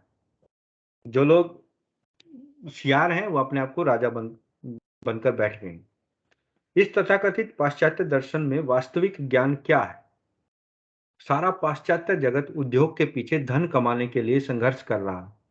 खाओ पियो और मौज करो के लिए शराब तथा स्त्रियों के पीछे दीवाना है बस। वे निम्न श्रेणी से भी गए गुजरे हैं। हम पहली बार उन्हें मनुष्य बनाने का प्रयास कर रहे हैं। मेरे कटु शब्दों पर ध्यान मत दीजिएगा। श्रीला प्रभुपाद कह रहे हैं कि जो मेरे शब्द हैं वो कटु हैं लेकिन सत्य हैं। क्या करें, ये सच्चाई है ना। हम अपने आसपास देख रहे हैं। किस लिए घूम रहे हैं? खाओ पियो और मौज करो, शराब और स्त्रियों के पीछे घूम रहे हैं। लेकिन यह तथ्य है, वे पशु हैं, दो पांव वाले पशु, तिरस्कृत व्यक्ति। वैदिक सभ्यता उन्हें निम्नतम कहकर उनका तिरस्कार करती है, किंतु उनका उद्धार किया जा सकता है। तो यहाँ श्रील प्रभुपाद कह रहे हैं कि वो चलो ठीक है, वो निमंत्रण है, वो पशु है, सारा कुछ है, लेकिन उनका भी उद्धार हो सकता है। पश्चिम वासियों का उद्धार किया जा सकता है। जिस प्रकार तुम सब मेरे पश्चिमवासी छात्रों का उद्धार किया गया, यद्यपि तुम लोग निम्नतम स्थिति से आए हो, किंतु प्रशिक्षित होकर तुम लोग ब्राह्मण से भी बढ़कर बन रहे हो। किसी के लिए भी कोई अवरोध नहीं, लेकिन दुर्भाग्यवश ये धोखेबाज इस सुअवसर को स्वीकार करने के लिए राजी नहीं होते। जैसे ही आप कहेंगे कि अवैध यौन बंद करो, मांसाहार बंद करो, तो ही वे क्रोधित हो उठते हैं। ये धोखेबाज और मूर्ख हैं। जो ही कोई इन्हें सच्चा उपदेश देता है, शिक्षा देता है, वे नाराज हो उठते हैं। सांप को दूध और केला देने से उसका विष बढ़ता ही है, किंतु कृष्ण की कृपा से आप लोग प्रशिक्षित हो रहे हैं। प्रशिक्षित होकर आप लोग पाश्चात्य सभ्यता के विशेषता यानी अमेरिका में सारे ढांचे को परिवर्तित कर देना, तब नए अध्याय की शुरुआत होगी। यही कार्यक्रम है। इसलिए कृष्ण भावना भवित कॉलेजों की आवश्यकता है। तो यहाँ अंत में शिला प्रभुपाद ये, जय शिला प्रभुपाद की जय। तो शिला प्रभुपाद ये बता रहे हैं कि ऐसे शिक्षा देने की क्या आवश्यकता है। जैसे हम अब ये प्रोग्राम कर रहे हैं, जैसे हमने पहले बताया, ये शिक्षा दी जा रही है कि असल में हो क्या रहा है, समाज में क्या हो रहा है, हमें किस दिशा में जाना चाहिए। तो ऐसे जो इनको बोलेंगे कॉलेज, तो ऐसे शिक्षण संस्थाओं की जरूरत है जहां ये बताया जाए। यहाँ मतलब ऐसे मूर्खों, ऐसे धोखेबाजों का बोलबाला है जो शोषण करना चाहते हैं, जो ये समझना ही नहीं चाहते कि हमारा अब जो मनुष्य का असली उद्देश्य क्या है। उनके अनुसार असली उद्देश्य सिर्फ खाओ पियो और मौज करो, बस यही है। और जबकि वास्तविकता कुछ और है। तो ये थोड़ा सा लंबा हो गया, लेकिन यहाँ अब ये पुस्तक समाप्त होती है और यह अध्याय भी समाप्त होता है। और इस अध्याय में काफी अच्छे पॉइंट हों जो आपको लगे होंगे, तो उन पर थोड़ी सी शीघ्रता से चर्चा कर लेते हैं। यशपाल जी, आप बड़े ध्यान से सुन रहे हैं, तो आपसे मैं शुरुआत करता हूं कि आपको आज के अध्याय में क्या लगा? कोई पॉइंट, कोई तथ्य, या कोई ऐसा तथ्य हो जो आपको आकर्षित किया हो उसने? हरे कृष्णा संजय जी। हरे कृष्णा, हरे कृष्णा। आवाज आ रही? हाँ, आ रही है आवाज। आपने सामाजिक क्या सामाजिक सामाजिक सामाजिक शरीर के स्वस्थ बनने के लिए कॉलेज, आज के हाँ जी, अध्याय का नाम। सामाजिक शरीर। हुँ, 1974 के दौरान आप सुना रहे हैं कन्वर्जेशन आज के समय में 2023 में। हुँ, और आप एक्यूरेसी देखिए, हुँ, एक्यूरेसी बिल्कुल मैच है, इसमें कोई दो राय नहीं। आज हुँ, क्लाइमेट चेंज कौन-सा ऐसा देश है जिसमें क्लाइमेट चेंज के ऊपर बात नहीं हो रही? हुँ, सारी जगह हो रही है और ये बहुत इश्यू है, बहुत बड़ा जटिल इश्यू है जिसके ऊपर सब विचार कर रहे हैं और जिससे हानि इतनी हो रही है जिसका कोई माप ही नहीं सकते, ठीक है हुँ, जी? और ये आप लगा लीजिए कि प्रेम और मोह दोनों में कितना फ़र्क है, हुँ, जिसे हम कहते हैं लव और अटैचमेंट। हुँ, आप कह रहे हैं कि ऐसा अपनी-अपनी क्षमता के अकॉर्डिंग हमें सेवा यज्ञ, हरि यज्ञ में अपना योगदान देना चाहिए। बहुत सरल है, बहुत आसान है, हुँ, करना भी चाहिए, इसकी ज़रूरत भी है। आपने हुँ, कहा जैसे किस तरह से ये खाद दवाइयों का जो बैन है कई देशों में और हुँ, यहाँ धड़ल्ले से हो रहा है। खाएँगे तो हम ही अनाज, कोई और तो खाएगा नहीं, तो बीमार कौन होगा? बीमार तो हम ही होंगे। हुँ, मैं बीमार हूँ और मैं जा रहा हूँ बीटेक की पढ़ाई करने। या मैं इंजीनियर बनने, डॉक्टर बनने, तो सबसे पहले ज़रूरत है हमें इन सब चीज़ों को समझने की, तभी हम आगे बढ़ पाएँगे। अन्यथा हम ऐसी चीज़ों का सेवन कर रहे हैं और हमारी बुद्धि कैसे काम करेगी? सबसे बड़ी बात तो यही है कि बुद्धि ही नहीं काम करेगी, अगर हम इन चीज़ों का सेवन कर रहे हैं। तो ये हुँ। बहुत सही है कि हमें अपने अपनी क्षमता के अनुसार योगदान देना चाहिए और करना चाहिए। इससे सब सुखी हो सकते हैं अगर करें तो। एक पॉइंट जो आपने पहले बताया कि 1974 में शिला प्रभुपाद ने व्याख्यान दिए और हुँ, एक्यूरेसी मतलब बिल्कुल। जो महापुरुष होते हैं, जो सच्चे सद्गुरु होते हैं, उनको आगे का दिखता है कि क्या हो रहा है। और दूसरा हाँ, अ, ये उदाहरण है भगवद गीता का भी। भगवद गीता में भगवान चौथे अध्याय के शुरुआत में अर्जुन को बताते हैं कि ये जो गीता का जो मैं ज्ञान दे रहा हूँ, ये मैंने करोड़ों साल पहले सूर्य को दिया था, सूर्य देवता को। तो अर्जुन पूछता कि हैं भगवान आप तो मेरे ही थोड़े से बड़े हैं मेरी उम्र से और आपने करोड़ों साल पहले कैसे दे दिया? तो फिर भगवान अगले श्लोक में कहते हैं कि अर्जुन मैं शरीर नहीं बदलता क्योंकि तुम शरीर बदलते हो तो तुम्हें याद नहीं है, मुझे याद है, क्योंकि मैं कभी नहीं भूलता हूँ। इंसान जो जीव है वो शरीर बदलता है। अब मैं पिछले जन्म में क्या था मुझे नहीं पता, मेरी बिल्कुल। याददाश्त नहीं है ना? उससे पिछले जन्म में क्या था तब भी नहीं पता। तो ऐसे ही जो मेमोरी है वो हर एक जन्म में वाइप हो जाती है, फिर दूसरी चलती है। लेकिन भगवान को सब पता रहता है, भूत, भविष्य, वर्तमान सब। तो कहने का मतलब कि जो भगवद गीता करोड़ों साल पहले वैलिड थी, वो आज भी वैलिड है और आगे भी वैलिड रहेगी। ये ज्ञान एक्यूरेसी के मामले में पहले ही 5000 साल पहले भगवद गीता कही भगवान ने, तब भी उतना ही वैलिड था, आज भी उतना ही एक्यूरेट है, आने वाले टाइम में भी उतना एक्यूरेट रहेगा। और अगर शिला हम प्रभुपाद ने अगर जो हम बताया है, वो बिल्कुल एक्यूरेसी ही है उनकी, क्योंकि वो अगर हम हुँ, अगर हम इनमें दिए गए संकेत को भी समझ पाएँ तो हमारे लिए बहुत बड़ी बात होगी। संकेत मिलते हैं, ऐसी बात नहीं है, अगर हम थोड़ा ध्यान दें, संकेत मिलते हैं। रामायण में, महाभारत में हमें क्या संकेत मिलते हैं कि ईश्वर ने हमेशा प्रेम की तरफ खड़े हुए हैं हुँ, और जो भी राक्षस हैं या जो भी अलग बुद्धि वाले हैं, वो मोह की तरफ खड़े हुए हैं, वो अटैचमेंट है। तो अब आप देख लीजिए, आप 2023 के समय में देख लीजिए, हम अपना देश छोड़ने को तैयार हैं, हमें मोह है, अटैचमेंट है, मनी से अटैचमेंट है, पैसे से अटैचमेंट है, हमें प्रेम नहीं है, that is not a love. Hmm, everybody know that. हम यहाँ पर पैदा हुए हैं, बड़े हुए हैं, सब कुछ हमें यहाँ पर मिला है। अगर हम अच्छी तरह से, अगर आप कह रहे हैं कि सेवा भाव से हमें जुड़ना चाहिए, हमें प्रेम प्रेम है वो, हुँ, बिल्कुल एक तरह से प्रेम है, भगवान प्रेम को ही पा सकते हैं।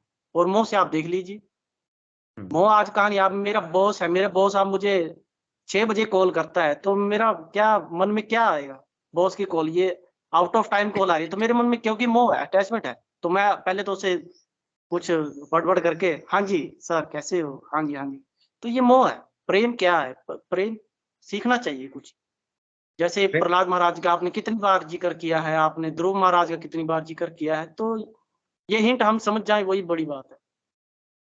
हाँ, नहीं ये उसीलिए शिला प्रभुपाद बता रहे हैं कि जो सामाजिक शरीर है इसको स्वस्थ बनाने के लिए कॉलेज खोलना जरूरी है। कॉलेज खोलना कॉलेज खोलना। मतलब ये कॉलेज है। समझो अभी हम जो प्रोग्राम कर रहे हैं, ये ये शिक्षा प्राप्त करने के लिए कॉलेज है। यहाँ हम शिक्षा प्राप्त कर रहे हैं शिला प्रभुपाद से, भगवत गीता से, और ये जानने की कोशिश कर रहे हैं कि कैसे हम इसको सुधार सकते हैं, इस सारी सामाजिक व्यवस्था को। अब कोई कहेगा अकेले बंदे से क्या होगा? नहीं, अगर हर एक इंसान ऐसे सोचेगा, एक एक करके ही तो समाज बना है ना। समाज किससे बना है? समाज इंसानों से बना है। और हर एक इंसान अपने आप अंदर अगर थोड़ा सा भी परिवर्तन करेगा तो पूरा समाज परिवर्तित हो जाएगा, है ना। अब आप देखो, भगवान के नाम का प्रचार प्रचार हो रहा है, ये तो पूरे संसार में हो रहा है ना। आज से 100 साल पहले नहीं था इतना। अब देखो पूरे संसार में भगवान कृष्ण के नाम का प्रचार है, भगवान के नाम का कीर्तन होते हैं लोग। मैं कल यहाँ गया था शहर के अंदर, तो वहां मैंने देखा भक्तगण भगवान के नाम का प्रचार कर रहे हैं, और हरि नाम कहते हैं उसको, हरि नाम कर रहे हैं। पूरी सड़क पर हरे कृष्णा कृष्णा कृष्णा हरे हरे, हरे राम राम राम हरे हरे। वो ढोलक बजा रहे हैं, किरताल बजा रहे हैं, वो जा रहे हैं, सब लोग उनको देख रहे हैं और वो भी खुश हो रहे हैं, है ना। तो ऐसे हर, ये तो खैर भगवान ने प्रडिक्शन की थी कि चैतन्य महाप्रभु ने, कि उनके नाम का, भगवान के नाम का प्रचार दुनिया के हर एक कोने कोने में होगा। लेकिन फिर भी जैसे आज की जो स्थिति हम देखेंगे उसमें हमें प्रकृति की ओर जाना पड़ेगा, जैसे शिला बिल्कुल। प्रभुपाद ने यहाँ कहा। नहीं तो जो कलयुग में आने वाले टाइम में होना है वो अभी हो जाएगा, सब कुछ उनकी समाप्त हो। बहुत बेहतरीन उनकी बहुत बेहतरीन पुस्तक है, बैक टू गॉड है। हम्म, बैक टू गॉड है, बहुत उनकी एक पत्रिका है, वो पत्रिका आती है हर महीने, आपको वो पढ़नी चाहिए, बहुत अच्छी है। बहुत बहुत जबरदस्त, हाँ, बहुत जबरदस्त। तो बहुत बढ़िया लगा। चलो ठीक है। आज मुझे लगता है सुभाष जी नहीं जुड़े हैं, वो शायद कहीं बिजी होंगे, तो मैं डोली से पूछ लेता हूँ। हरे कृष्णा। हरे कृष्णा प्रभु जी। बहुत शुक्रिया आपका। बहुत ही अच्छे तरीके से कैसे शिला प्रभुपाद ये बताते हैं कि कैसे हम अपने हर कर्म को एक मतलब जैसे आपने बताया कि कर्म करेंगे चाहे अच्छे ही क्यों ना हो, हमें फिर उनका फल लेने वापस आना पड़ेगा। पर किस तरह से शिला प्रभुपाद जी ये एक्सप्लेन करते हैं कि कैसे हम इस अपने सभी कर्मों को भगवान की भक्ति में लगा के उनको इस जगत से छुटकारा, जो कहते हैं ना कि बैक टू गॉड हेड जा सकते हैं, वही एक रास्ता है भगवान की भक्ति का ही, जिससे हम अपने कर्मों को अच्छा करके मतलब जाएंगे, तो पता नहीं जाएंगे कि नहीं, क्योंकि ये तो बहुत ही लंबा प्रोसेस है। पर कोशिश जरूर कर सकते हैं कि नहीं तो इस जन्म में, नहीं तो अगले जन्म में तो जरूर हमें नहीं, इसकी इस बात का मैं थोड़ा सा कहना चाहूंगा कि हमें संदेह नहीं करना चाहिए। हम्म, हम्म, संदेह करेंगे तो फिर कुछ नहीं होगा। ये हमारे अंदर दृढ़ विश्वास होना चाहिए कि जो चीज हम फॉलो कर रहे हैं, शिला हम्म, प्रभुपाद झूठ नहीं बोल रहे हैं, वो हम्म, उदाहरण दे रहे हैं भगवान कृष्ण का। तो ये दृढ़ निश्चय और दृढ़ विश्वास होना चाहिए हमारे हृदय के अंदर कि हाँ, हम भगवान के भगवत धाम में जाएंगे। कैसे जाएंगे? उनकी अपने आप को भक्ति में लगाकर। वो भक्त, ये नहीं है कि हाँ हाँ मेरे को विश्वास है जी, मैं तो चला जाऊंगा, मैं तो हरे कृष्णा का नाम भी जाप करता हूँ, मैं सब कुछ करता हूँ, और मैं फिर अपनी इंद्रिय तृप्ति में भी लगा रहा हूँ। ऐसे नहीं ना होगा ना। मतलब कोई चीज को फॉलो करने का प्रोसीजर है ना, वो प्रोसीजर हम फॉलो करते रहें, लेकिन मन में दृढ़ निश्चय होना और विश्वास होना चाहिए और निश्चय भी होना चाहिए। तो ऐसे ही जो जैसे श्रील प्रभुपाद बता रहे हैं कि सभी कर्मों को हमें भगवान की सेवा में लगा सकते हैं, तो हम्म, कोई एक्सक्यूज नहीं है। कोई इसमें हम बहाना नहीं बना सकते जी, देखो जी मैं तो फैक्ट्री में काम करता हूँ, मैं तो ऑफिस में काम करता हूँ, मैं तो फलानी जगह काम कर रहा हूँ, मैं कैसे भक्ति करूं।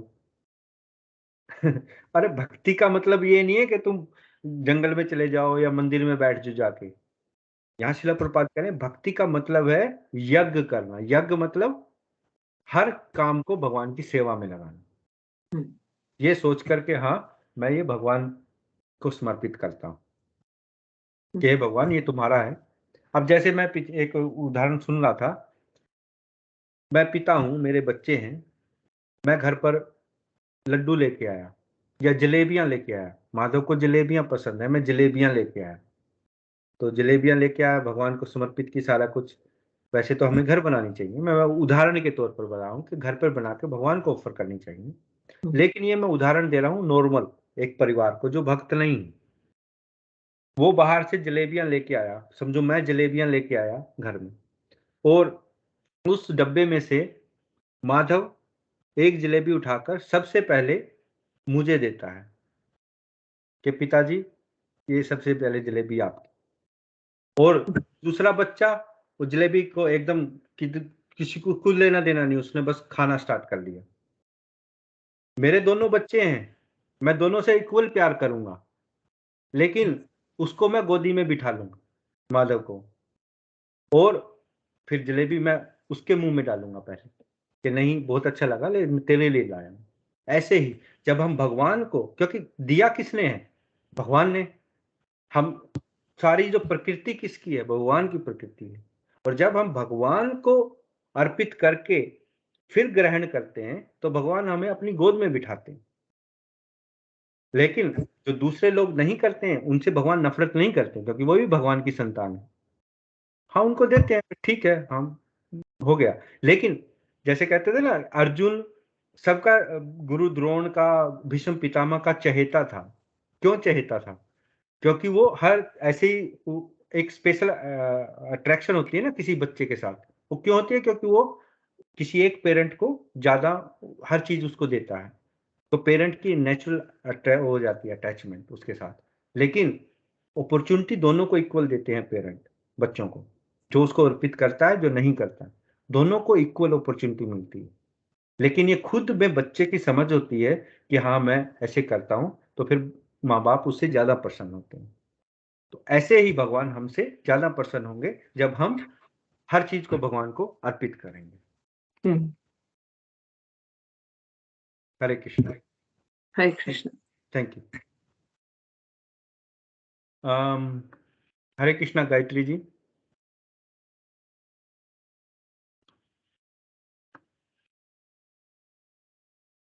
लगा वो, हाँ हरे कृष्णा। हरे कृष्ण जी। हाँ आपको आज के जो अध्याय है उसमें कुछ आपको पॉइंट लगा जिसके बारे में आप डिस्कस करना चाहती हैं? हाँ जी सर, बहुत अच्छा समझाया आपने कि हम हर एक कार्य को, कोई भी काम है हमारा, घर का है चाहे बाहर का है, वो हम अपने परमात्मा के आगे समर्पित करके उसको भक्ति बना सकते हैं। क्योंकि हमारे मन में और क्या है कि हाँ साधना अलग है, मैं ये नहीं कह रहा हूँ कि आप कोई साधना करती हैं, आप मेडिटेशन करती हैं, आप ध्यान करती हैं, वो साधना है। भक्ति हाँ जी, एक अलग लेवल की चीज है। भक्ति कोई भी कर सकता है कहीं भी, भक्ति को आप बांध नहीं सकते। ये नहीं कह सकते कि हाँ बस आपने तिलक लगाया, कंठी माला डाली और बस कुर्ता पहन लिया और मैं भक्त बन गया, नहीं। भक्त किसी भी रूप में हो सकता है। भक्त का मतलब होता है भावना। मेरी भावना अगर हाँ जी, भगवान के लिए समर्पित है तो बाहरी रूप मैटर नहीं करता, अंदरला रूप मैटर करता। हाँ जी। हाँ जी। काम हम थोड़ा करके भी हम अपना गुजर बसर कर सकते हैं, थोड़ा काम करके भी हमारा ठीक निकल जाता, मतलब हमारा गुजारा हो सकता है। लेकिन फिर भी हमें ज्यादा की बड़ी आवश्यकता हुई पड़ी है इस टाइम कि थोड़ा और हो जाए, थोड़ा और हो जाए, उसके कारण हमारा परेशानी झेल सकते हैं हम। उसी से टेंशन होती है, फिर एक उसी टेंशन बिल्ट हो जाती है दिमाग में। थोड़ा हाँ अब जैसे खर्चे भी बहुत बढ़ गए हैं, पहले इतना वो था ही नहीं है कि फैसिलिटी चाहिए सारी चीज की, पंखे भी नहीं होते। अब देखो एसी भी चलाने के लिए फिर उसको बिजली का बिल भी चाहिए, फिर सारा कुछ ही चाहिए ना। हाँ तो सही कह रहे इसलिए हैं। ये तो कि सरकार की नीतियां ऐसी हो गई, सरकार ने टैक्स पे टैक्स और सभी चीजें इतनी महंगी हो गई हैं हाँ जी, कि आपको गधे की तरह हाँ, काम करना ही पड़ेगा। हाँ जी। आए तो परमात्मा का नाम लेने के लिए ही जी, लेकिन हम यहीं दसे रह जाएंगे इस कारण इससे, हाँ इसी में ही बस बिल्कुल जैसे जब सारा दिन शरीर थक जाएगा तो वो भजन बंदगी क्या करेगा, हाँ कैसे ध्यान जाएगा जाएगा परमात्मा की तरफ से, कैसे होगा। अब हमें होगा कि चलो अब इतना हो गया तो थोड़ा बैंक बैलेंस भी कर लेना, तो बैंक में भी होना चाहिए। बस है तो कोशिश तो यही है जी कि हरे कृष्णा, परमात्मा की तरफ ही ज्यादा। हरे कृष्णा, हरे कृष्णा मांगेराम जी, हरे मैं आ कृष्णा। रहा हूँ आपके पास, 2 मिनट गायत्री जी से जी, बात कर लूं, फिर मैं आपसे बात। थोड़ा सा कि मैं थोड़ा सा बीच में कहूंगा जी। जैसे कह रहे ना, शरीर थक जाता है जी हमारा। हमारे पिताजी थे ना, वो एक कहते थे कि भजन बंदगी तो आदमी काम पे दिन में रात में सोते उठते बैठते परमात्मा का नाम कभी भी याद कर सकता है, उसको कभी भी ले सकता है जी। शरीर तो देखो हमने अपना पालने के लिए काम तो करना पड़ेगा, हमने जब हम संसार में आए हैं तो। हम्म, हम्म। हाँ ऐसा नहीं ठीक, है ठीक है मांगे। कि सारा दिन जब बंदा काम करेगा नहीं होता, उससे परमात्मा का नाम नहीं लिया जा सकता। इसलिए भी उसके लिए भी थोड़ा रिलैक्स चाहिए। हाँ मैं इसका थोड़ा सा, देखो मांगेराम जी ने अपने विचार व्यक्त किए हैं हाँ, और आपका अनुभव ये कह रहा है कि शरीर थक जाता है। तो अब इसके ही जो बीच का ये क्या होता है ना कि एक परेशानी होती है या कोई मुश्किल आ गई, ऐसी कोई दुनिया में ऐसी कोई बाधा नहीं है, ऐसी कोई समस्या नहीं है जिसका समाधान ना हो। तो इसका भी कोई समाधान होना चाहिए, है ना। तो यहाँ जो हमने डिस्कस किया है, तो शिला प्रभुपाद यही तो बता रहे हैं कि आप, ठीक है आप कोई साधना करती हैं, आप ये बोलिए कि मैं वो साधना नहीं कर सकती क्योंकि शरीर में वो ताकत नहीं है पूरा दिन काम करके कि आप चौकड़ी मारकर बैठें, ध्यान लगाएं, शरीर नहीं कर पाएगा, है ना, नहीं कर पाएगा वो तो। देखो नेचुरल सी बात है, जैसे आपका भी अनुभव है। लेकिन जैसे आप भक्ति कुछ और लेवल की है, हाँ जी, उसमें हमारा विश्वास होना चाहिए कि अगर हम भगवान को समर्पित करेंगे, भगवान का स्मरण करेंगे कि हे भगवान मेरे को थोड़ी ताकत दो, उनसे प्रार्थना करेंगे, तो वो जरूर कोई ना कोई रास्ता खोलेंगे। क्योंकि प्रार्थना में बहुत शक्ति होती है, प्रार्थना में इतनी शक्ति होती है कि जितना हम समझ भी नहीं सकते, क्योंकि हम प्रार्थना को बहुत छोटा समझते हैं कि हाँ ले चलो बोल दिया।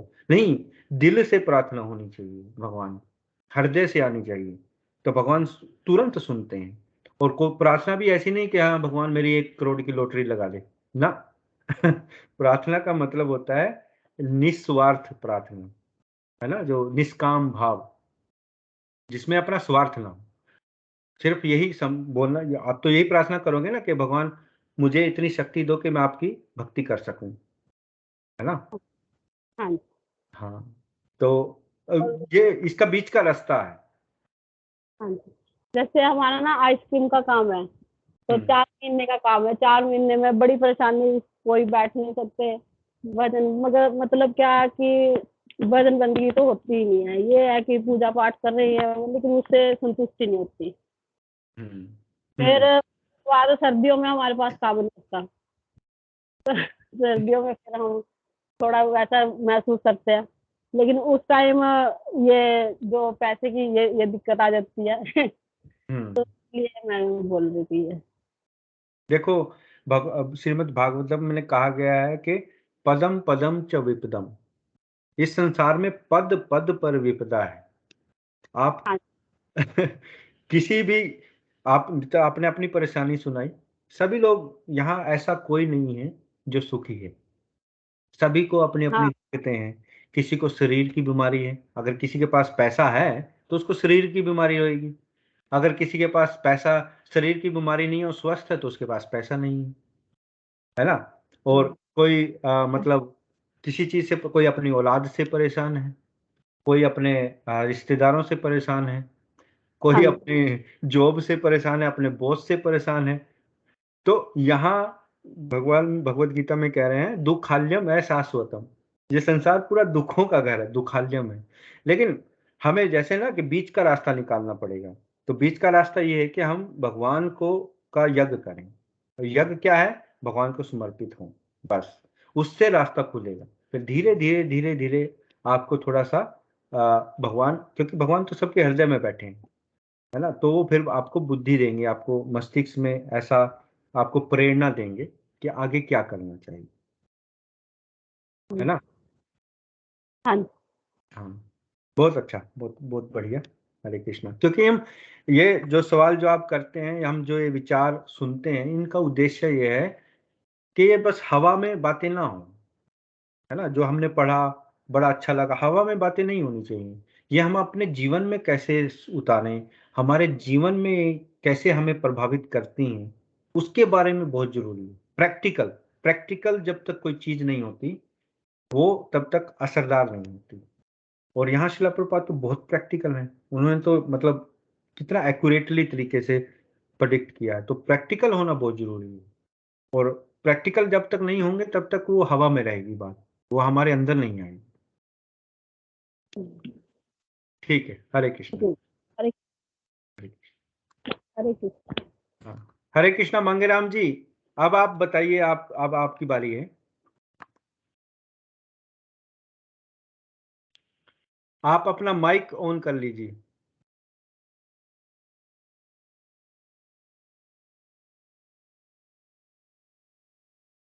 हरे कृष्णा। मांगेराम जी, आपकी आवाज नहीं आ रही है।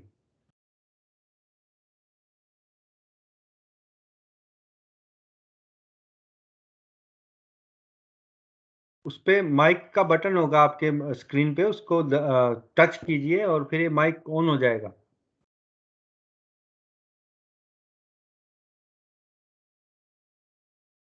मुझे लगता है उनको कुछ परेशानी है वो मोबाइल चलाने में, लेकिन वो बोलना तो चाहते हैं बेचारे, लेकिन वो माइक नहीं है। देखो, टेक्नोलॉजी तो है हमारे पास। आप टेक्नोलॉजी का अगर हमें सदुपयोग नहीं करना आएगा तो हम उससे वंचित रह जाते हैं, उसके उपयोग से। दुरुपयोग करना तो बहुत इजी है। यूट्यूब पर वीडियो देखना तो बहुत इजी है, क्योंकि उसमें माइक नहीं चलाना पड़ेगा ना। तो चलो, ठीक है मांगेराम जी, मैं आपसे अलग से बात कर लूंगा फोन करके। तो आज का प्रोग्राम यहीं समापन करते हैं। और अब बच्चे जो हैं वो जो प्रेयर है वो गाएंगे, और फिर हम प्रोग्राम को समाप्त कर लेंगे। हरे कृष्णा। हरे कृष्णा माधव। हरे कृष्णा। हरे कृष्णा सुभद्रा। हरे कृष्णा। हाउ आर यू, कैसे हैं? गुड। ठीक है, चलो अभी स्टार्ट करो प्रार्थना। महाराज महाराज please hear us. Maharaj, please hear us. We have learned some real good stuff. We have learned some real good stuff. Maharaj, we have learned one thing. Maharaj, we have learned one thing. And today for you we will sing. And today for you we will sing. If our room is clean, If our room is clean, then our mind is clean. then our mind is clean. If our mind is clean, If our mind is clean, we can do anything. we can do anything.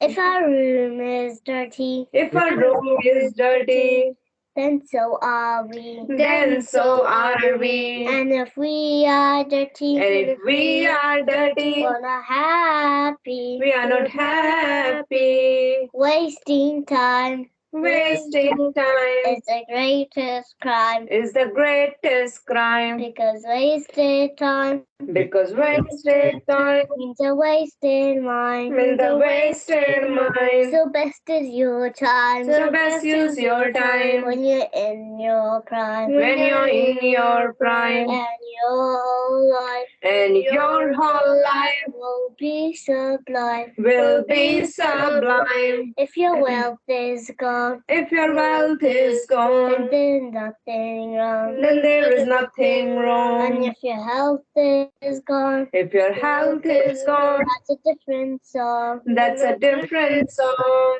If your character dies, If your character dies, then the world will cry. then the world will cry. Only saintly behavior, Only saintly behavior, that humanity thrive. that's humanity thrive. Hare Krishna, Krishna Krishna, Hare Hare, Hare Rama,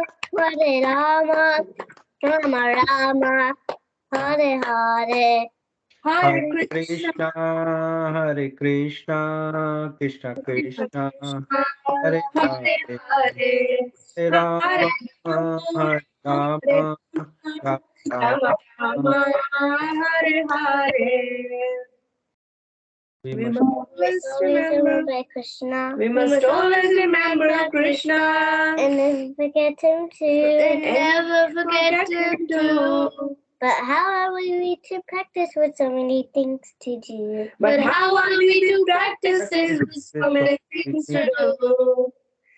That is the greatest question. That is the greatest question, And is the greatest clue. and here's the greatest clue. We must always remember. We must learn to work so nicely that Krishna remembers you. You must learn to work so nicely that Krishna remembers you.